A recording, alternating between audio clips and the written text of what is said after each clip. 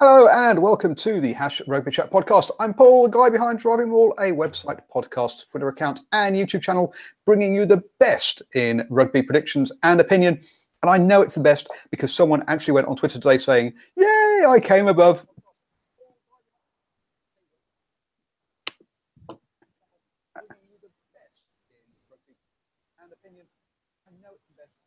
Oh no, how have we got this background? I'm hearing it twice. Sorry, I've got some technical issues over here with me. What have I done?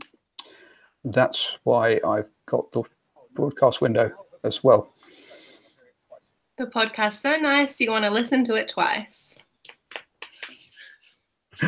Oh, dear me. Okay, sorry, everybody. I will try and edit that out for the podcast listeners, but for the YouTube listeners, I'm sorry, you're going to have that. So we'll start again. 3, 2, 1. Hello, everyone, and welcome to the Rugby Chat podcast. I'm Paul, the guy behind DrivingMaul, a website, podcast, Twitter account, and YouTube channel, bringing you the best in rugby predictions and opinion. And I know it's the best opinion because someone on Twitter today said that he actually was chuffed that he beat me in the Six Nations predictions comp. And so, yes, there we go. Clearly, it must be the best if I am the benchmark for success. And talking of success, actually, well, maybe not so much success, is it really, Ashwin? How are you doing, sir? The Blues fan from Auckland. What success? You don't bring up the Blues, I don't bring up England. I think that's the deal. That's the deal, is it? Oh, dear. I'm doing well. I'm doing well. West Stand massive. Absolutely. Blues all day. What, you've got the Blues all day? You sing the Blues all day. Yeah. Anyway. And someone actually who knows what success looks like. Jess from the Chiefs, how you doing? Or from Hamilton? From the Chiefs, yeah, sure. I'm good, thank you. Thank you for saying I was a Chiefs. Well, hey, if we can't live vicariously, what's the point?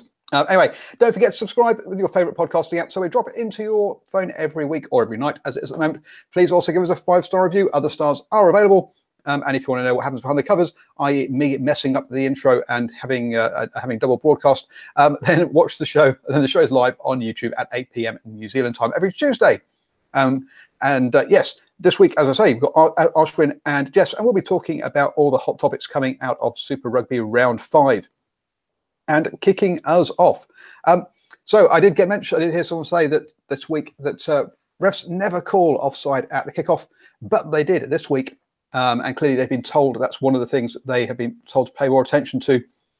So what would you like refs to pay more attention to? If you were the head of the rugby refs, what would you tell them? This is what you need to concentrate on this week. Go, Jess. I have seen a few teams that I will not name that don't throw straight at the lineouts consistently in the same game. I don't think there's not a lot of focus on that, is there? I mean, here and there it'd be called out, but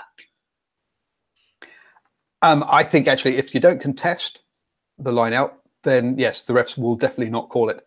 If you contest the line out, then they sometimes call it. Okay. Yeah, actually, I sort of think you're right in terms of the not straight type call, but also on that same page as Paul in terms of I think that the rule should be if it's not contested line out, then who cares? But if it's contested line out, then absolutely it should be down the inside shoulder at worst. Yes, absolutely. You've got a metre gap already. So if you put it on the inside shoulder, the guy's already a long way away. And if we're going to talk about lineouts and bad refereeing or more to the point, laws that are just basically ignored, no jumping before the ball's thrown. I mean, seriously. Exactly. I think that sort of almost disappeared when lifting became legal.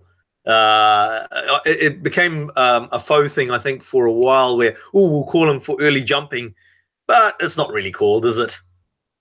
No, early jumping is not called. That's another one. Another one also is sort of no movement in the line out before the ball's thrown. Thrown in, and you have to also be actually in a line. One of the things I noticed, and I noticed both sides doing this, this wasn't in one of the games, was you'd end up with players peeling off and standing behind the catcher ready to form the maul straight away. Like, okay, I've got a funny feeling I know where this maul's going to be because you're all in position just as the ball's thrown. Yep. And actually, that's a good point, because that would actually make it fairer, especially 5 meters out, the attacking line out, and it's going to be a rolling maul, and it gives the defending side a better opportunity to stop the rolling maul. Because if you set the rolling maul right, it's a fait accompli in terms of the fact it's going to be a try. It is, but I think one of the things we need to have a good pact on here is we don't call it a rolling maul anymore. It's clearly a driving maul. I mean, of course. Yes, absolutely. Just as you said it, I clicked. And one rule from actually, I'd like to see a rule change. I don't know. In fact, it might even be the rule, but when you watch the game, it's not apparent. A rule that lets the blues one. Just gonna have to pull you up here. Yep. We don't have rules. We have laws. And if you, it's the law book. It's not the rule book. We don't. Not the touch judge. This is one of the key things that that shows you that you're a rugby aficionado rather than a soccer supporter. Is you know that laws, not rules. Oh no! I think I'm gonna have to go and hug and kiss my teammates. Oops.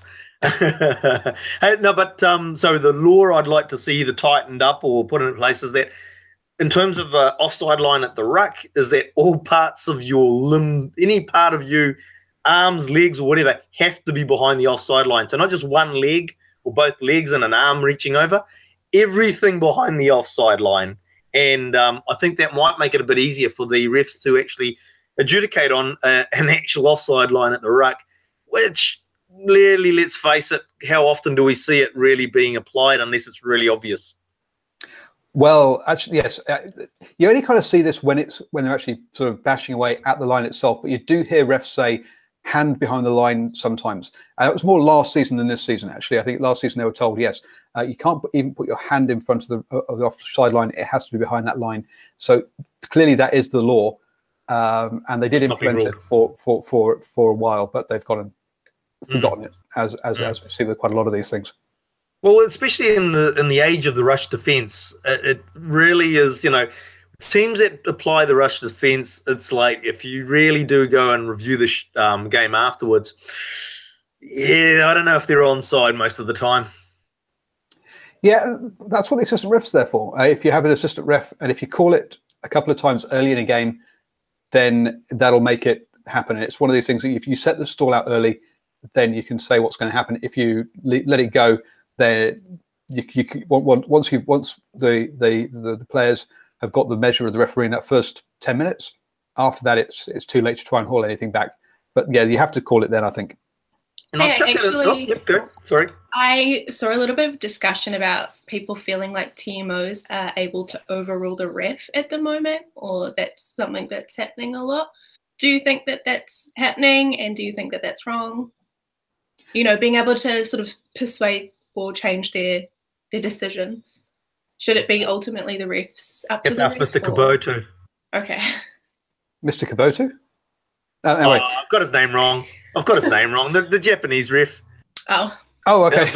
There's the classic example of a dude having his mind changed by the TMO. Yeah. Do you think that that's wrong? Do you think that, the TMO has a better look at things, a better, Oh, look, I think the fact that they put the replays up on the screen for the referee on the field to have a look at, it should be the referee's call, because it's not like if it's the TMO to call up a point to have a look at, but then it should be the referee of the game is on the field and he should be making the call on what happens. Mm-hmm. And yeah, he is the final arbiter of everything. It is his decision. But the quality and the standard of the big screens in stadiums varies massively. There's one in Australia where it's very big, it's very clear. He has a total view. Yeah, most of the New Zealand grounds, they're not great big screens, let's be honest. And it's a bit fuzzy. And basically but I sort of think, Paul, that if the on-field referee throws it back to the TMO saying, hey, look, it's not clear to me, can you help me make the call? But I don't think it's right when he's made the call and the TMO goes, I think you want to have a look at that again. It's like, no. He's made his call. You don't, as a TMO, say, not sure about that. You might want to have another look at that. Unless he's sort of thinking that he's actually the higher official. Yeah. And to be fair, the stronger refs do tell the TMO, yep, I'm happy, I've seen enough now, thank you. And basically shut them up nicely. But yeah, you're right. Yeah, the stronger refs do that. The less experienced ones probably don't feel quite as confident overall. Someone who's got a big TV screen in front of them. Yeah. So, yeah. I've got one more. The other one is when the old quick throw-in is attempting to be made, and you've got the defending player within the 5. The attacking player who's trying to throw that just should throw it into them, because now it's a scrum to the attacking team because they haven't let it go 5. Or you could deem it to be a professional foul and give a penalty. Well, we did see one of those at the weekend. I can't remember which one it was, but the ref said, "Look, just play on. We're just going to have the line out." Yeah. So yeah, we did see that once happening, and yeah, it's that cynical stuff that actually I would like to get rid of. And I guess to a certain extent, and I wasn't going to go down here until the end of the show, but Ben Smith, when it's been called a try, stand behind the line, don't come walking out and standing over the ball so you can't take the conversion. Yeah, well, we'll rush into that one then. I don't understand all the furore over this scenario, though. Ben Smith isn't the first captain or team player to rush out to a referee and say, "Have a look at the screen, have a look at the screen." And it's like, so I'm not sure what has driven this particular scenario to all of a sudden blow up, because it's been going on for ages. It has been going on for a while. I think the difference here is when he's gone up to the ref. In the fact that all the other players are behind the line, the ref has sent them behind the line, he said it's a try, and then he's walked out after that when he's figured out something is perhaps amiss. Now, the referee has said that he was going to go to the TMO anyway, and that Ben Smith hasn't influenced his decision. We have to take his word on that, really. But yes, once it's been called, you have to accept that, and you have to step back out the way. A bit like, don't stop quick lineouts. Don't walk away with the ball and stop quick penalties, quick penalties. Don't do any of those sort of things. Jack Darby, surely as captain, though, he should be able to go up to the referee and challenge a decision. Yes, during play, during breaks, not once something has been called. And maybe he, got a chance to speak to the players or look at the screen himself and get a better understanding of what happened and then call it. Maybe he, was in the moment and didn't 100% know what went on, and then once he saw on the screen, he was like, "No, I do need to say something." Yep, and that's probably what happened, but too late. Sorry, but that's if what the referee's made the decision, that's how it's going to go. A bit like, you don't stand around discussing whether you've got a yellow card or not. Once you've been given a yellow card, you get off the pitch. You don't stand around and discuss it. Once the try's been given, you don't stand around and discuss it. Then everything's up for negotiation in a game, isn't it? Yeah, exactly. So once the ref's made his decision, off you go. Unless he calls time off, that's my opinion. Now, PJ's putting his barrister's wig on and spending the whole time in front of the referee. Exactly. And actually, if you read the law book, there is nothing in the law book that says that any player, including the captain, is allowed to talk to the ref. Yep. It's only a modern day phenomenon thing. Yeah. Exactly. It's a modern convention that allows that, and referees want it because they want to have that communication with the players. But what we want to remember is actually this is only because the referees allow you to talk to them. They don't have to allow. They don't have to allow the captain to do so. The captain doesn't have a divine right, which is what a lot of people think he does have. And I've actually not even got to talk about my one. What's your one? Oh. Scrum feeds. Scrum feeds. Not only now can they put it in closer to their person. Actually, scrum feeds, right. You're not allowed to strike the ball until the ball's being put in. So the hooker can put his foot up. Yeah. Sorry, but now it's, okay, right. Put the leg out, then I'll bounce the ball off you. No. Get that leg back, you put it in, then you strike with the foot. So, and if you listen to people like Brian Moore and stuff, yes, you have time to brace and hook. You don't have to worry about all this pushing sort of stuff. So, yeah, the whole scrum thing, I'd love to go back. I don't understand this whole engage business. I much prefer it. If we go back and look at a scrum from 30 years ago, they all formed up together and it was over and done with in 20 seconds. It looked a bit more like a rugby league scrum, to be fair. But yeah, I'm not a big fan of all this messing around, touch, strike, blah, blah, blah, blah, blah, blah stuff. No, look, I absolutely agree with you on that one. We've spoken about with the rest of the West End Massive along these lines in terms of why doesn't the attacking team just get to call the hit like they used to? Simple as that.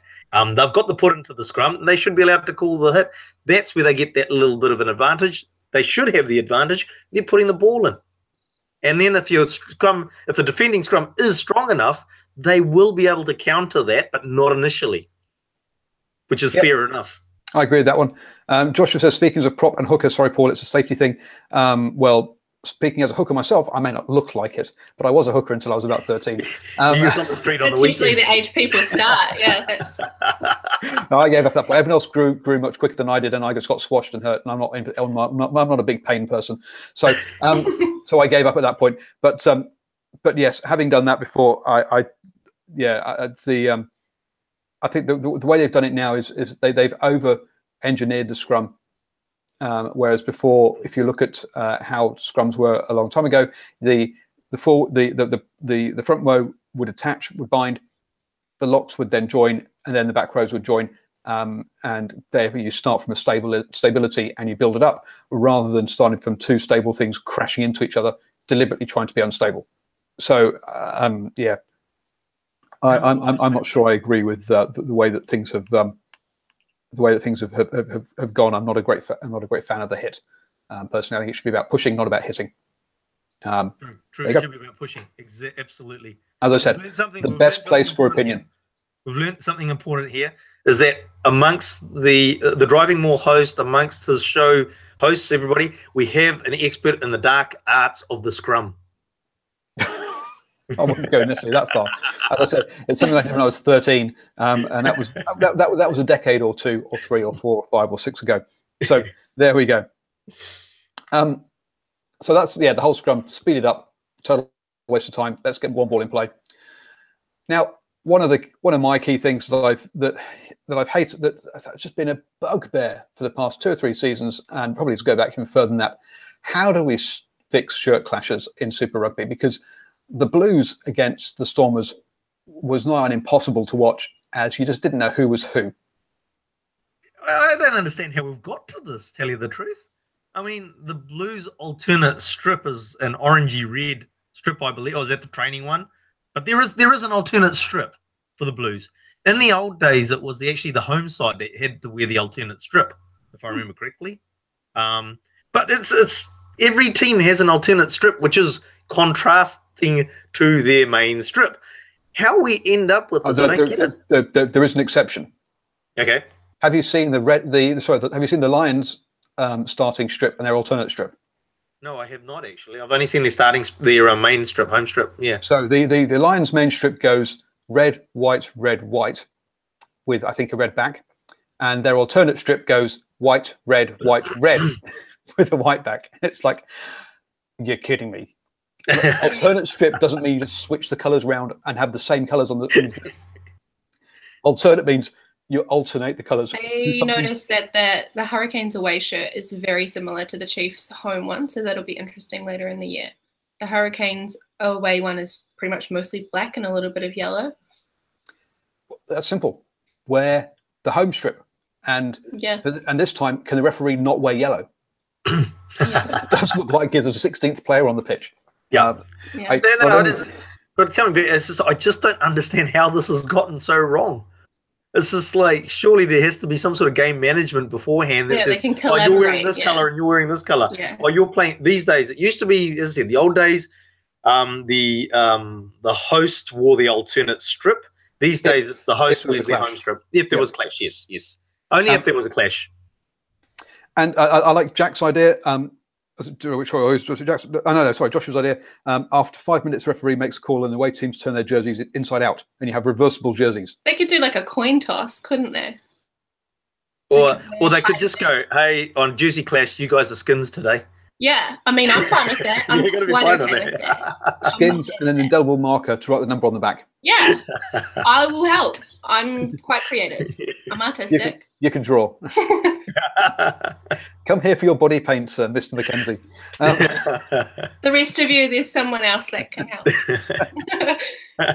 Actually, yeah, I was wondering if the thing you're going to say was people hitting short people around the head was going to be the law that you were going to talk about refs, but no, you managed to stay away from that. I'm over that. You're over that. Moving on. It's going to be another something the next week. I've got to prepare for that. So not only did we have the Storms and Blues had exactly the same looking shirts, then we had later in the weekend the Waratahs versus the Rebels. Now, to be fair, those blues are different enough that you can tell the difference. What doesn't help, though, is in the initial phases where the ref goes, advantage blue. And you're like, which one, sir? And then soon afterwards he goes, advantage red. And you go, you're colourblind, sir. So okay, it's red piping. There's red pipe. There's a smidge of red in there. yeah, so clearly he meant blue for the Waratahs and reds for the Rebels. But he clearly had to sat down earlier beforehand as a refereeing team and gone, guys, what do we call them? We're not sure. Advantage Waratahs just doesn't roll off the tongue very easily. Well, that's what they used to say, but I think they used to actually call the team's name many years ago. I think it's just so it doesn't look like they're being too matey with them, like calling the players by their first names type thing. Now that goes on a lot, especially in the Northern Hemisphere, and you can tell when Nigel Owen's really upset with somebody, he does what mums do. He goes, James Haskell, rather than James. Mr. James Haskell, what do you think you're doing there, you naughty boy? And he uses their first and their second name. He's missing out the middle ones. You've got to get to learn the middle name. You've got to get the full middle name. Exactly. Yes, James Ergumtrude Haskell. Behave yourself now. Pull your head in. No, there's a great clip of Nigel Owens doing that with just on the shoots. I just had a thought. It's just like, surely at the beginning of the seasons when the draw's being made, they could even do it at that stage, saying, okay, we know what the strips are going to be, so you're going to wear this and you're going to wear that, and yeah, just at the beginning of the season with the draw. And I think also that the shirt manufacturers would hate this, but everyone's away jersey is all white. Yeah. That way, you know what, your alternate jersey is one color and it's all the same. From a branding marketing perspective, every single away jersey that is white could be commemorating or doing something special or bringing attention to a cause. And you could have that on it to make it a little more interesting. Yep. Are you crying? There we go. Quite a beautiful idea, isn't it? That's beautiful. But like so many different causes of things out there, charities, just lots of stuff. They could bring attention to that with the we could get one. DrivingMaul, exactly. The away jerseys, make them a little interesting and get them sponsored by someone. Yep. Or I mean, you can even go as far as having, say, the whole Indigenous thing, so we can have we can go that way for the 5 countries. Yeah. Or something. But yeah, I think a common theme for the away jerseys of all being white or all being a set color would make things easier. It's something that I've gone blank. Baseball does. So the home team I think is grey and the away team wears pinstripes. And that's for every team. And let's be honest, the salaries that the baseball players get paid, clearly that marketing works somehow. So there's definitely something we can learn from American ones. We're going to be asked a question we've been asked 1,000 times already. It seems that this season everyone, as soon as we talk about jerseys. So Jack says, what do you all think of the bull strip that looks like a Brazilian soccer jersey? Okay, I hate the strip. I think it looks awful. But I like the idea behind the strip, which is that it commemorates the local soccer team and in wherever it is the Bulls come from, so it's called blank, Pretoria. And so so I do like that crossover. But I do think, actually looks-wise, I don't like it at all. Yeah, apparently the local soccer team called Sundowns or Sundown or something there. I did a bit of research on it. Yeah, well, you had Andre told us the other night, but I've forgotten what it was now. Cool. So there we go. That's it. Yeah. So either you have reversible ones, and we play skins versus shirts, or we or we have a common color. And the Lions really need the head seeing too if they think that white and red rather than red and white is an alternate jersey. It's not, and it's going to come a cropper at some point in the season. So moving on to question 3. Even after losing to the Blues, first up, are the Hurricanes the best placed team in New Zealand? The Bulls, you mean? I don't. Yeah, losing to the Bulls. Hopeful there. You said the Blues. Oh, whoops. Nice try. It begins and ends with the same letter and has the same number of letters. I mean, hey, it's not that different. Wishful thinking. So even after losing to the Bulls, first up, are the Hurricanes the best placed team in New Zealand since their tour is out of the way? What do we think? Who do you think is best placed? I think that's a really big advantage. Absolutely. I think it's a big advantage. As I said, the tour's out the way. Basically, everything's within Kui now in terms of travel. So even going to the games in Australia, not a big deal, I don't think. Yeah. So, absolutely, definitely in the best place. And when you look at, we obviously, the Crusaders would have been the challenging lot, I suppose, although Highlanders fans will obviously be saying, hey, what about us? Fairly too. But with the Crusaders' injuries, it's like, they're definitely in a box seat at the moment. Yeah, and the Crusaders' injuries, they've also lost. They seem to win at home and lose away so far, which has been a constant theme of Super Rugby this season. Is the home advantage seems to be so much more powerful this time around than it has recently. My big one, I think, is actually it's either the Highlanders who's at top of the rankings with 3 wins and no losses, or the Hurricanes who have got that tour out the way. And so, in a part, I mean, not aside, but I mean, obviously early in the season we weren't too sure how the Highlanders were going to go, obviously by our picks of where they might end up, but the reality is that you can't dismiss them now. And when you look at the sides that they've played and the quality of football that they've played, I think you have to say that even early doors they're pretty good, looking good for being there at the business end of the season. You nearly said they're pretty good looking, didn't you? There was nearly a Freudian slip there. Was it? I guess, the one thing to remember, though, is that the Highlanders have played all of their games inside the lunchbox and haven't actually And they had travelled. a bye 1 week as well. So a bye the second week of the tournament isn't great. Especially when you've not travelled. Having a bye after not travelling and having 3 games is a bit of a shocker for them. So I think that, the schedule hasn't been kind to them, even though it looks like it's given them a bit of a boost, rocket start for the season. Whereas the Hurricanes have had their big tour, they've had a bye, they should come back fresh and firing. So I do think, I think the Hurricanes have. And talking of Hurricanes, one Mr. Julian Surveyor has been called up into the All Blacks training camp. What are our thoughts on that? I was going to mention that, and this is like, well, I might let you comment on that one. You're the bigger fan. You're a fan? Look at the face of shock on Jess when she said that I might be a Julian Surveyor fan.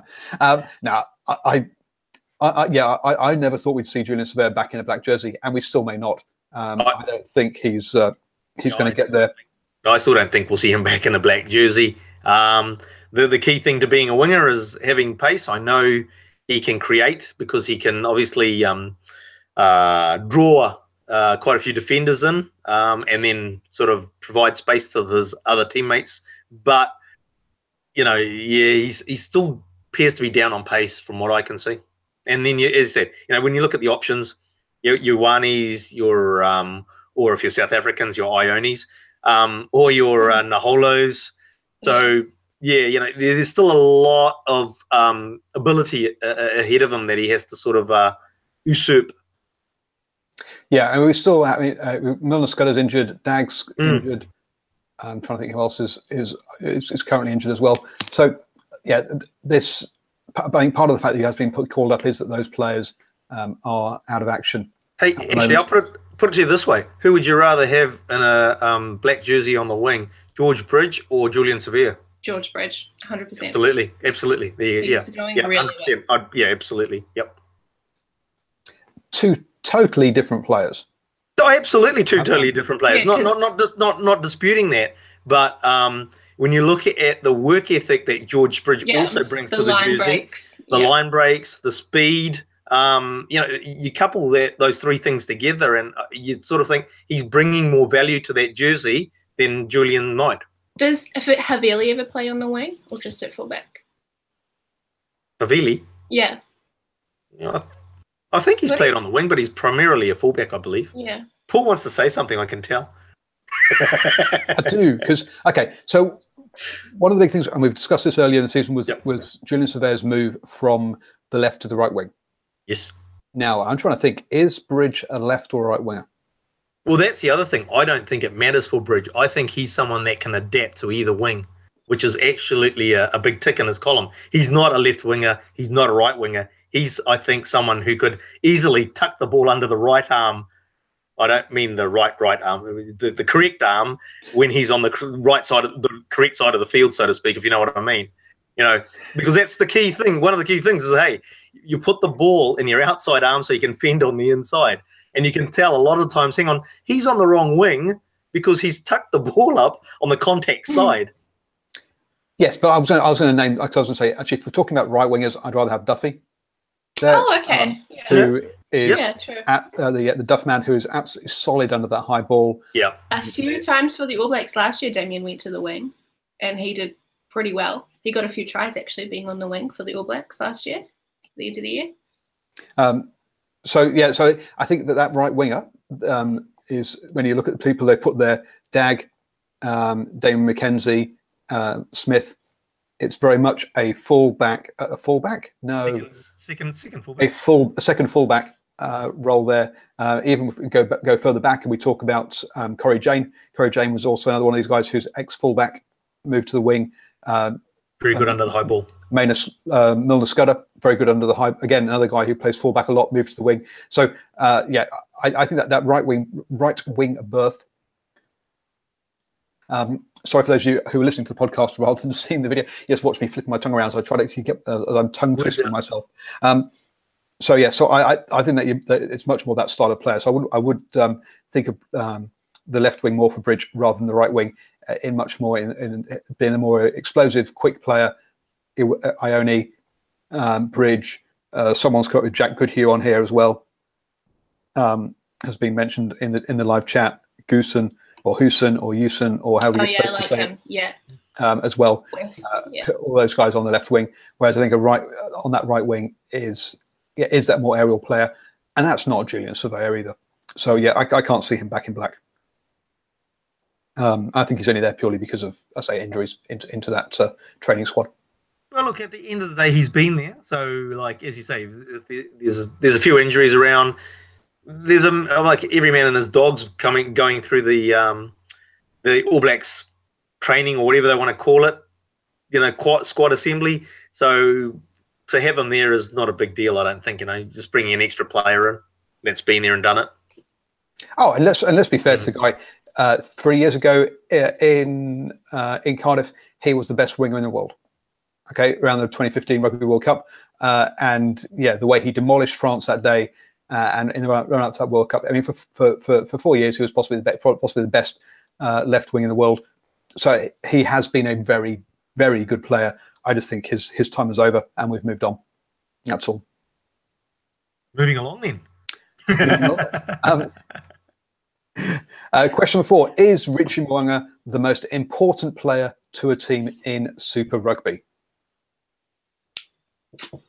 The Crusaders go 2 wins with him, and then they lose 2 games without him. Or is it just that Mitch Hunter's just not at that level yet? Well, exactly. That's what I'm saying.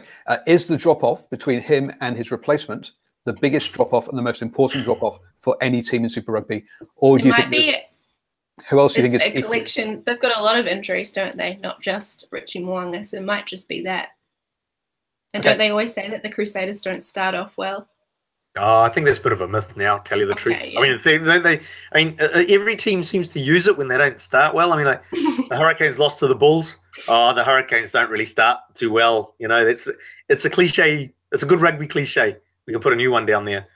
Oh, they never really turn up until autumn because we start in summer. Hey, Paul. I'm just getting flabbergasted by one of the comments here by Joshua Pearce. Higher West wants you to hold his beer, Paul. No, Higher West is the most important player to a team. No, sorry, he is not. What? There is now. Sarcasm. There is the possibility that you could say that the drop off from Bowden Barrett to Higher West is bigger than the drop off from Richard Mo'unga to Mitchell Hunt. What do you think? Who's their other first 5 though at the Hurricanes? There's another one there, I think. Obviously there is. They've had 3. I can't remember who he's well down pecking. He's further down pecking order because West started in the first game of the season and stuff. But I was trying to remember, it wasn't injured though, was he? No, but he did come in for the Jaguars game, but that's because he can play centre as well, which, let's be honest, West cannot play centre. He's way too small to play centre. Garden Bashop, thank you. There'd be a big drop off. So, do you think that Richie Mo'unga is the most important loss? I think there's a good shout for Richie Mo'unga. If we go overseas, I think Genia at the Rebels could be considered perhaps the most important player for a team. I think he is such a linchpin for the way they play. Yeah. If we head over to South Africa, I'm really not convinced by the Lions' second choice fly half. I can't remember who his name is, to be honest with you. So if you lost Yang Cheese out of that Lions team, I think they would really struggle. I think. Just to come back from Genia, we saw that on the weekend. He wasn't on his game in that game. Obviously, the heat might have had a factor in that. And really, the Rebels really didn't look the same without him operating at his best. And then when he got dragged, I don't think there was any show of them putting that game out of the fire. Yeah, exactly. I really think that they are a team who is so much around him. You could also argue actually that without Folau, there was no chance that the Waratahs were actually going to come back in that game. Absolutely. With with him with the high ball, so he's a key player for them. Who's the key player at the Blues? There is, to tell you the truth, there isn't one. Okay. When you look at it at the moment, maybe, you look at, if you go back to the Lions game and Perifeta comes on, he made a bit of an impact. Maybe if we get a few more games with Perifeta there and we can see what he can deliver, we might be able to turn around and say, hey, he is quite key to the Blues. At the moment, I wouldn't say there's anybody specifically there. Obviously, the Ioane brothers add quite a bit to them at the moment. You really would wonder if without the Ioane brothers, what state the Blues would be in. So maybe the Ioane brothers at a stretch. But the reality is that you're really looking at your halfback in your first five as the drop-off areas, because that's where you get impacted the most. You do, but I think Akira Ioane has been such a galvanizer. He's scored important tries when the Blues have played well. He's been a game changer for them. So I think, Akira Ioane has been absolutely key for the Blues. And they have to build that forward pack around him, I think, in terms of other guys that will go with him. And that's where the Blues may sort of start to get out of what they've always been doing. If we come down to the Chiefs, I would say it'd be someone like Sam Cane is perhaps the key guy there. What about, I think Brodie maybe. Maybe I'm just thinking because of the last game. I think Brodie. And I could argue Damien as well. I suppose if you're talking drop-offs though, right? So when you look at Brodie Retallick, I know it was just against the Blues, but Brodie Retallick didn't play against the Blues, and the Locks were still able to sort of stand up and, do a good showing. You'd be really interesting to see if Sam Cane wasn't there. Brown. He's out now for the rest of the season. They've lost Brown for the rest of the season, so now the drop-off will be even harder. But you're right. Yeah, it'd be interesting to see how they would have done without Sam Cane. Because I think Sam Cane was a huge factor in that Blues game. It just as much as Brodie was against the Bulls and lifting the Chiefs, up and to the right end of that result. If we go down to Hurricanes, it's got to be Beauden Barrett because the drop off down to Ohio West is we know the capabilities a long way down there. That's them. Crusaders, we've just seen it's Mo'unga. Or you could say it's Crotty or Whitelock because they've also been missing for the same games. But I think the drop off to Mitch Hunt is quite nasty. And then if we get down to the Highlanders, Ben Smith. Which one? Aaron Smith, Ben Smith, the Smiths. Yeah, one of the Smiths definitely is the key to how they play. Yeah, I mean it's easy to say Aaron Smith, but I reckon Jess might have sort of made quite a valid point in terms of the Ben Smith. He tidies up a lot. He just makes right decisions. Yeah, he just does the right thing at the back when you have to bring the ball back. Somebody's kicked the ball downtown, and he makes the right calls on where to go on the field. But it's not just though. If you ever see them take a tap penalty, or there's a guy doing that close in run for the short ball off rucks and things. He's always there as well for the important break. And it's always there on the shoulder for supporting the supporting runner. So yeah, Ben Smith, massive is a massive loss when they do lose him. And he knows how to tap the ball properly, unlike that Rebels guy. And the game was over, and they got a penalty, and he did a league tap. He didn't release the ball, so it was a scrum to the Waratahs. And then he goes around apologising to his team. Sorry, boys. Sorry for aggressing. I thought he tapped it and I was trying to remember. I thought he tapped it and he dropped it and no, he just didn't let go of the ball. He just tapped it with his foot and then passed it. He still didn't kick it backwards though. So. So we've covered off who's important for the Rebels. For the Brumbies, I think we're seeing it already in the fact that Pocock isn't back yet and they're looking awful. So I think he will galvanise them when he comes back. At the Tars, I guess we've talked about Falau, but Foley is the other one as well. There, when they didn't have him, when he went and played in Australia a couple of seasons back, and then came back absolutely knackered. So for the rest of the first half of the season, they lost all their games, and suddenly the win percentage went through the roof when he arrived. And if we go up to the Reds, it's a bit difficult up there. It's hard to say with the Reds because they've actually, and they're doing well with it, is that they've got a really young squad. They've got a lot of new players coming through. And at the moment, you'd have to say they're probably playing more for each other and there isn't really a standout star as such. They're just operating well as a team and scared of the coach. Yeah, they have a very gritty pack. And so I guess, there's probably a member or two in that pack. If they lose those, then they'll probably be in trouble. They do have a good set of locks up there, which is they've got some good depth there in their locks. Heading over to South Africa, let's try and let's stretch. I'm not even going to bother going to the Sunwolves because I haven't got a clue as to who would be their key player up there. To be honest, the Lions, we've already talked about Yanchis. At the Bulls, they've been playing some expansive stuff, but I mean Pollard is a key. His kicking is key for them to move them around the pitch. Yeah, it's interesting because I was going to pick. I'd go Pollard as well, I suppose. But the only thing is that I felt that he failed to control the game as well in the second half as what he was doing in the first half, and that's what really sort of stuffed it up a bit for the Bulls. I felt is that he just started to really, his calls in the second half under pressure started to become poor. Yeah, true. Yes, that's true, and they have had a shocking start to the season, but I can't. Yeah, no one else jumps out at me from that team really as being a key player for them. At the Sharks, the Stormers, obviously they're missing Etzebeth, their captain, so I think that's big for them. You'd go see a Khaleesi, and there's Khaleesi there. Both of those players, absolutely key for them. Jesse Creel is actually not a bad call for the Bulls, to be honest.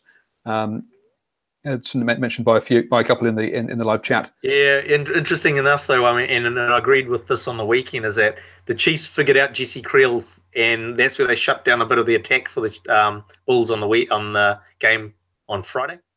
Yep. Yeah. And who we left with over there? I think we've probably gone through most, haven't we? The Sharks. Yep, maybe the Sharks left, and then it's going to come down to their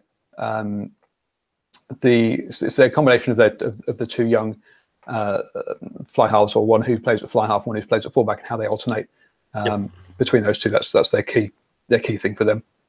And obviously, if we go over to it's got to be Creevy if we're talking about the Jaguares, because he is the lifeblood. He is the tempo of that team. He is the passion. And sorry, I've just gone on a massive sort of rant, solo show there for that bit. Any other? That's right. That's fine. Cool. Now, one of the things I noticed particularly done by the Sunwolves was that the Water Boys seem to come on and they stand in the middle of the huddle after a try and coach the players. It's bad enough already that players can't alter their game plans on the pitch. Do we really want coaches? Do we want coaching from the Water Boys? Or is it time for neutral Water Boys? I'm not fussed to tell you the truth. I think it's been going on for a long time. There's messages coming out to the first five as he's taken his conversion or his penalty kick going back to halfway. There's messages being relayed at that stage. If they're in a huddle, not fussed. Not first. Oh dear, I get back to days where the captain did all the training and actually don't have no coaches at all. Sorry, I was going to make that point. Is that the fact that I think it's the on-field captain, the captain obviously has to make that call in terms of because he's on field, I suppose. Is there too much feedback coming from the water boys, from Adam Sandler? And it's just like to say, hey, no, guys, no. We're getting too many messages here, because let's face it, when you're in any pressure situation, if you're getting too many messages, nothing works, right? Nothing goes in, because you don't know what the hell you're doing. So you'd have to say that the captain has a bit of responsibility, that if there's too many messages coming off, and be a leader and say, no, okay, look, we're getting too much. There's too much noise here. We need to take control back with the guys on the field. Yeah, I personally, there's too many players, too many people running around on the pitch in bright bibs for both. There's three for each side who seem to be running around, plus the referee's got his own water person going on as well. And there's just too many non-players running around on the pitch for my liking, trying to. Maybe they should all wear like those water packs that you can have the straw in your mouth and carry it on your back. Yeah, camelback. And so the away team has like a blue camelback and the home team has a red one, and then I've solved two problems. That's gold. Or we can have all over camelback things, and it's like cushioning. And the quicker you drink it, the lighter it is, so you can run better. Yeah. But it does mean you'll have to wee more. So we have all these players running. Oh no, they can get like a catheter as well for another camelback on the front. Yeah. No, because if that burst, it would just be disgusting. All you need is one hard tackle.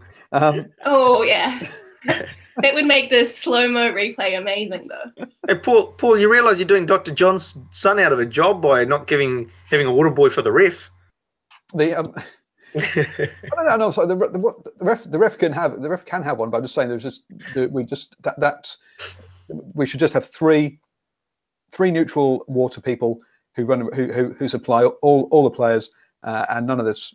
And yeah, we don't need all these extra coaching and headphone pieces and no. Hey, just as an All Blacks fan, I'm not in favour of that, because I'm not too sure what Susie's going to put in the All Blacks water bottle. Just saying.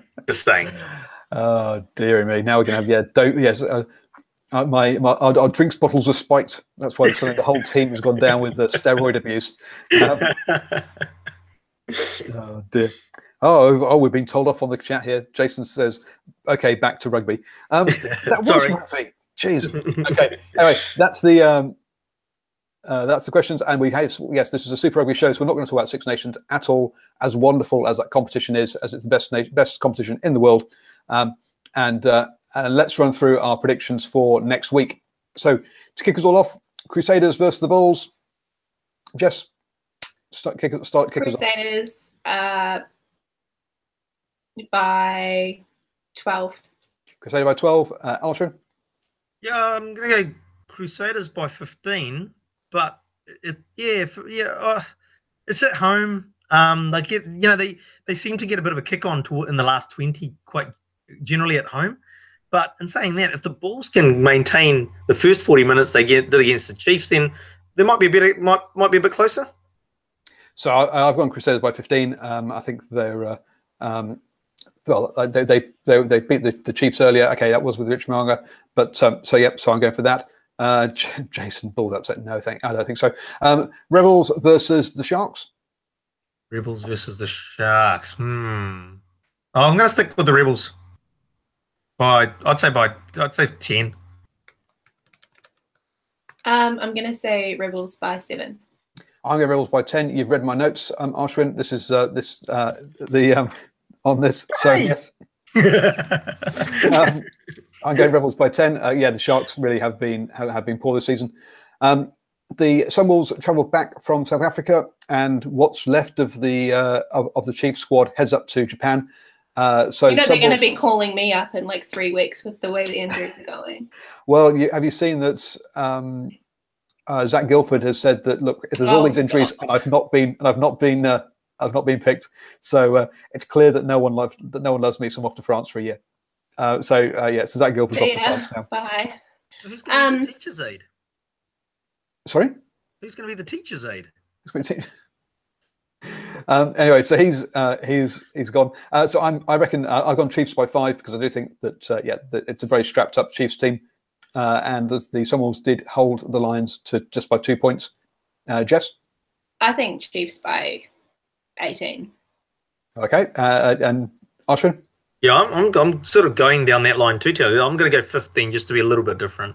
Chiefs by 15.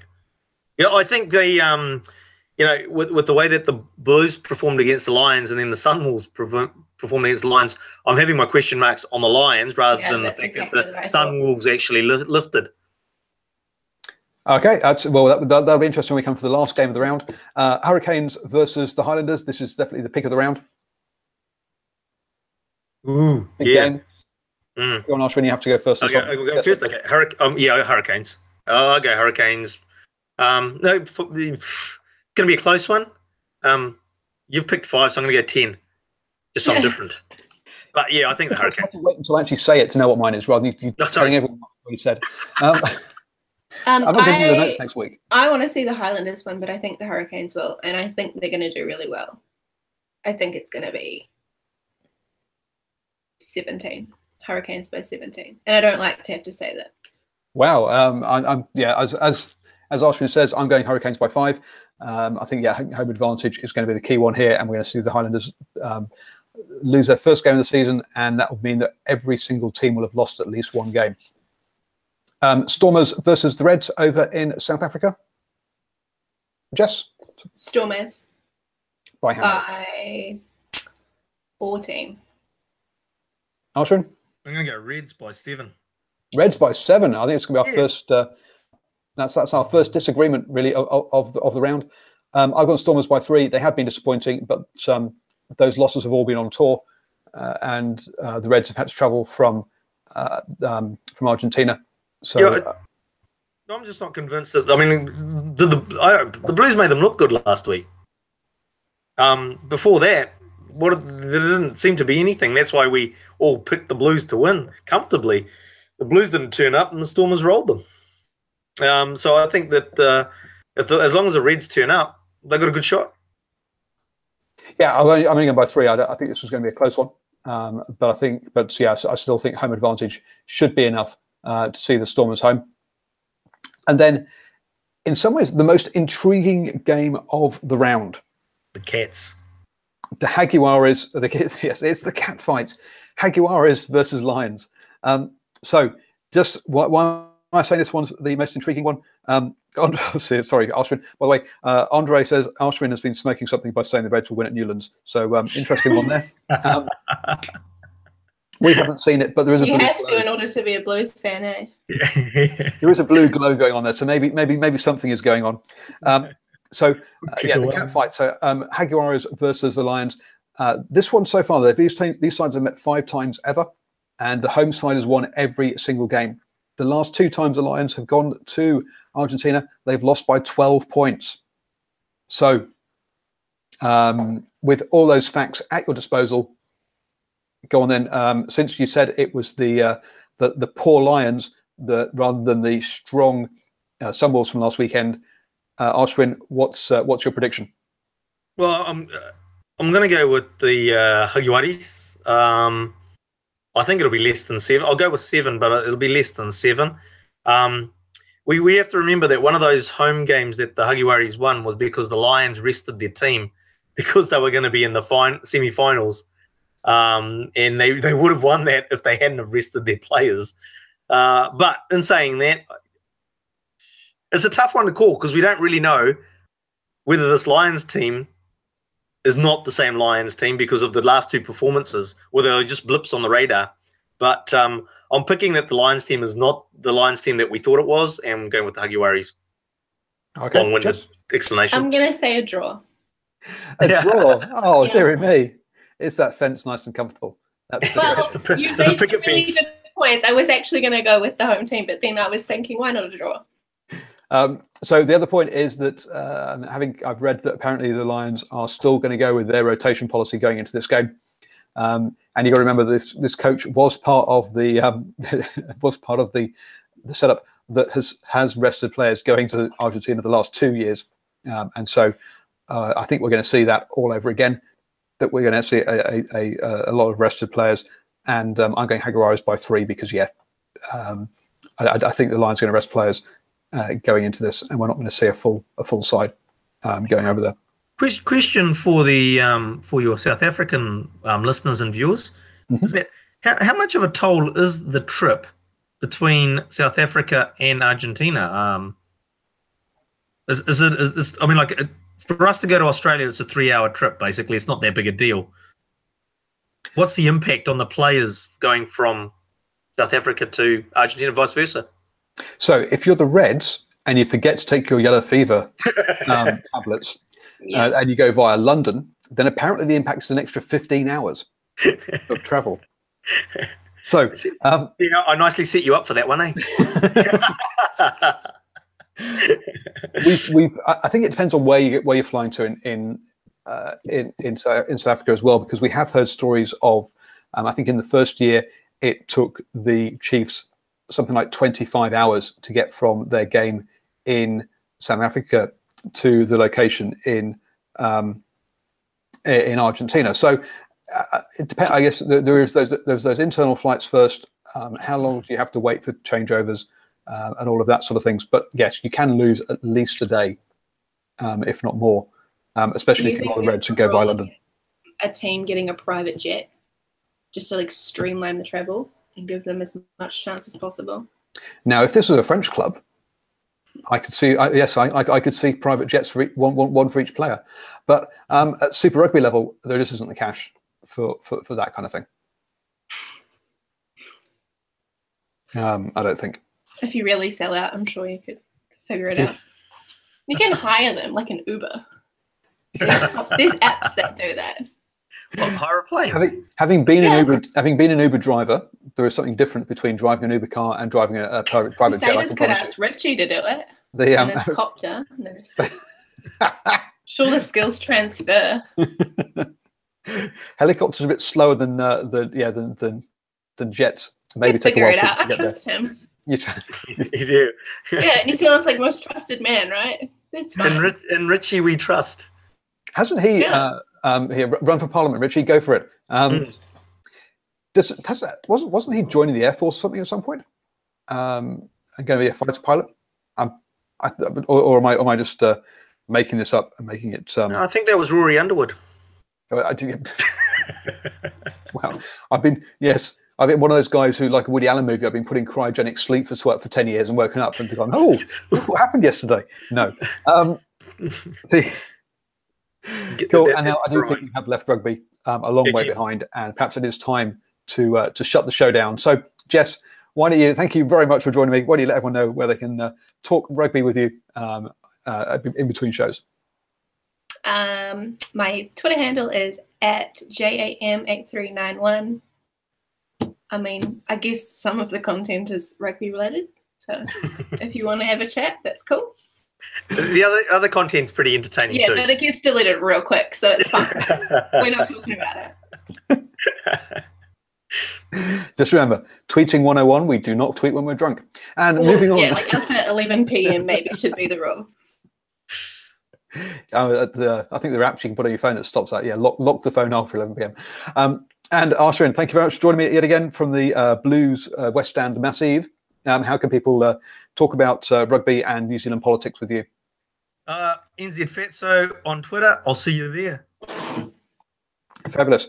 And of course, I've been Paul, the guy behind DrivingMaul, so @DrivingMaul on Twitter, or you can drop comments down below. Always up for a good old rugby chat. Please do subscribe if you're watching the recording. My face is there. If you're listening live, there's a red button down there. Just press that red button and subscribe to the YouTube channel. And obviously up there will be a box with my latest video. And if you're listening on the podcast, well, hey, it's already on a podcasting app. So just click subscribe and do subscribe to us and enjoy whatever rugby you are watching.